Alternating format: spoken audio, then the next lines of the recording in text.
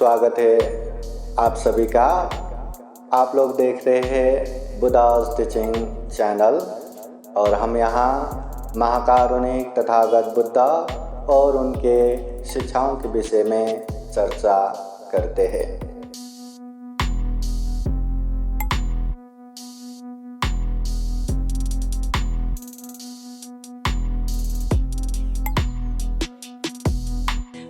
अरत भिक्षु नागसेन और राजा मिलिंद धम्म चर्चा के क्रम में ये भी उल्लेख होता है कि 8 प्रकार के ऐसे लोग हैं जिसके साथ धम्म चर्चा करने का कोई भी फायदा नहीं है।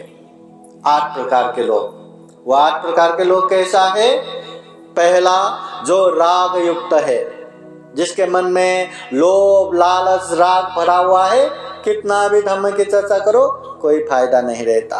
दूसरा, द्वेष युक्त, जिसके मन में द्वेष है, क्रोध है, ऐसे व्यक्ति से कितना भी धम्म चर्चा कर लो वो द्वेष की वजह से वो धम्म को ग्रहण नहीं कर पाते।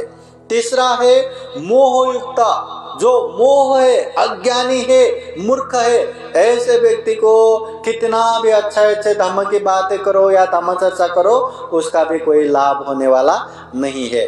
चौथा है अभिमान युक्त, जो ईगो है, अहंकार है, अभिमान है, ऐसे व्यक्ति को कितने भी धम्म की बातें बताओ, धम्म की चर्चा करो, वो अपने अहंकार की वजह से कुछ भी नहीं लेगा।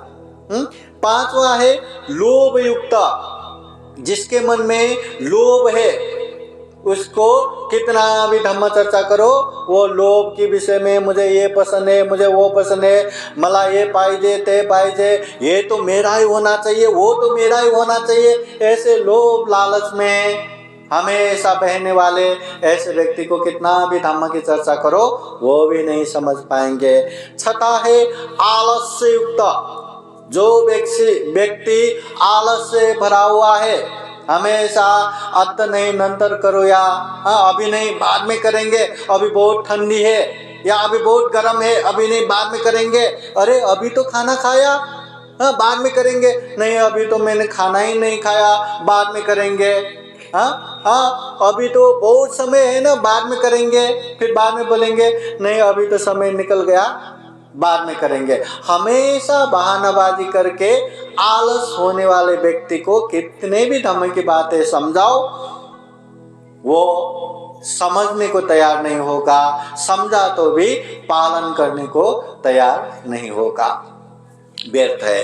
फिर सातवां है कोई एक बात पकड़ के रखने वाले, ऐसे जिद्दी व्यक्ति को भी कितना भी धम्म चर्चा करो सब सुनेगा, पर मैं वही करूंगा, मैं वैसा ही करूंगा, ऐसा पकड़ के बैठते हैं। ऐसे व्यक्ति के साथ भी धम्म चर्चा करके कोई फायदा नहीं है। और आठवां है मूर्ख व्यक्ति, जो मूर्ख है, जो शरीर वाणी और मन से पाप करता है, जो अच्छे को अच्छे बुरे को बुरे नहीं समझता, जो अच्छे करके अच्छा होगा बुरा करके बुरा होगा ये नहीं समझ सकता, ऐसे मूर्ख को कितना भी धम्म की बातें समझाओ वो नहीं समझ सकता। इसलिए ऐसे व्यक्ति को भी धम्म की बातें बताओ या धम्म चर्चा करो कोई फायदा होने वाला नहीं है। इस तरह मिलिंद प्रश्न ग्रंथ में 8 प्रकार के व्यक्तियों को धम्म की बातें करना या धम्म चर्चा करना कोई फायदा नहीं होता ऐसा बताते हैं। राग युक्त, द्वेष युक्त, मोह युक्त, अभिमान युक्त, लोभ युक्त, आलस्य युक्त, कोई एक मत में जिद्दी होने वाले और मूर्ख व्यक्ति, ऐसे 8 प्रकार के व्यक्ति को ये धम्म की चर्चा या धम्म की बातें सुना के कोई भी फायदा नहीं है। आता मला सांगा, हम ये 8 प्रकार के उसमें आते हैं कि नहीं? राग है, द्वेष है, मोह है, अभिमान है, आलस है। देखो सब में थोड़ा थोड़ा होना बड़ी बात नहीं है, हम वही क्लेश युक्त ही है। इसलिए तो दुख मुक्ति होने के लिए धम्म की बातें सुनना है, समझना है, अभ्यास करने की कोशिश करना है, करते रहना है। मगर जब धम्म की बातें सुनेंगे या जब धम्म की चर्चा करेंगे, वो सारा चीज अलग होना चाहिए। धम्म की बातें जब सुनेंगे, धम्म की चर्चा करेंगे, आप लोगों का मन चंचल रहा, यहां वहां भागते रहा, तो आप लोगों का शरीर यहां रहेगा, कानों में लगता है कोई शब्द आ रहा है पर समझ कुछ भी नहीं पाएंगे।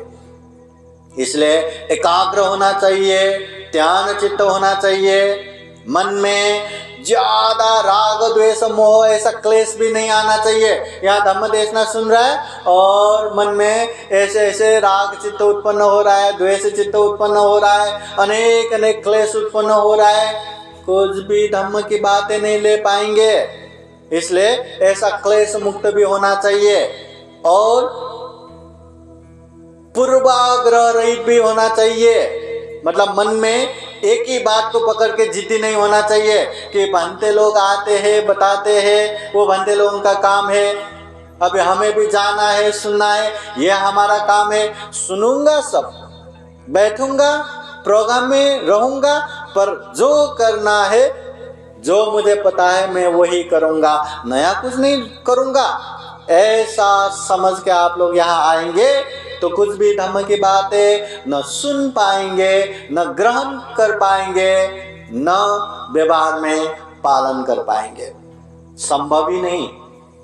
इसलिए ऐसे पूर्वाग्रह छोड़ के एकदम खाली होके आना चाहिए कि पूजनीय भिक्षु संघ दूर दूर से आए हैं, हमें वो धम्म की बातें सुनना है, वो धम्म की बातें जो महाकारुणिक तथागत बुद्ध होने के बाद जीवन भर लोगों के हित और कल्याण के लिए उपदेश देखे गए, वो धम्म की बात जो परम पूजनीय बोधिसत्व डॉक्टर बाबा साहब अम्बेडकर ने सारे धम्म को देखने के बाद सबसे अच्छा, सबसे वैज्ञानिक, सबसे मानवतावादी धम्म करके खुद ने वो धम्म दीक्षा लेके जो अपनों को दीक्षा दिया, वो धम्म की बात है।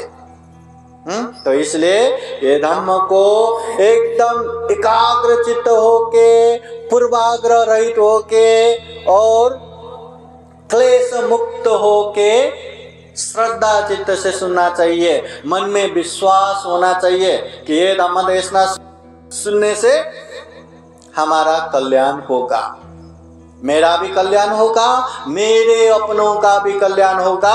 वो श्रद्धा चित्त, वो विश्वास से धम्म देशना सुनना चाहिए, तब जाके वो धम्म देशना को हम ज्यादा से ज्यादा ग्रहण कर पाएंगे, सुन पाएंगे, समझ पाएंगे।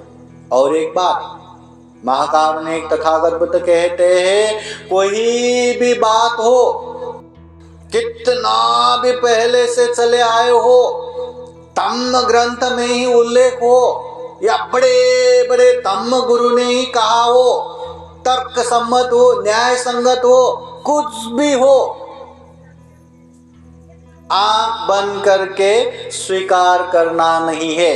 स्वयं तथागत बुद्ध भी कहते हैं, मैं या बुद्ध ने कहा है करके भी आंख बंद करके स्वीकार मत करो, क्योंकि हम इंसान है, हमें विवेक बुद्धि है, हमें चिंतन मनन करने की शक्ति है, हमें प्रज्ञा है, हर चीज को अच्छा बुरा, योग्य अयोग्य, कुशल अकुशल, पाप धम्म हम अच्छे से समझ सकते हैं। और इतना ही नहीं, जितने भी पाप है, अकुशल है, उससे दूर रह सकते हैं, और जितने भी कुशल है, धम्म है, उसमें हम आगे बढ़ सकते हैं। इसलिए हम इंसान है। इसलिए ये धम्म को हमें अच्छे से सुनना है, समझना है, पर आंख बंद करके, साधु साधु करके आंख बंद करके उसको स्वीकार करना नहीं है। एक पंछी, राजहंस भी, उसको कितना भी एक बर्तन में पानी और दूध मिला के दो, जब वो पिएगा तो सारे दूध पिएगा, सारा पानी एक तरफ फेंक देगा। उसी तरह हम इंसान है, प्रज्ञावान है, विवेकवान है, चिंतन मनन की शक्ति क्षमता है हम में। इसलिए सारे धर्मों को हमें सुनना है, समझना है और जो अच्छा लगे उसको ही पालन करना है। तथागत बुद्ध भी यही कहते हैं, सुना था, तारे था, चरा था धम्म। ये धम्म ही ऐसा है, सबसे पहले सुनो, धारण करो, चिंतन मनन करो और अच्छा लगा तो ही उसे पालन करो। अच्छा नहीं लगा या नहीं समझ में आया तो उसको एक कोने में रखो, पर जो समझ में आए उसे पालन करो। साधु साधु साधु। बुद्धं नमामि, बुद्ध को नमन करता हूँ। धम्मं नमामि, धम्म को नमन करता हूँ। संघं नमामि, संघ को नमन करता हूँ।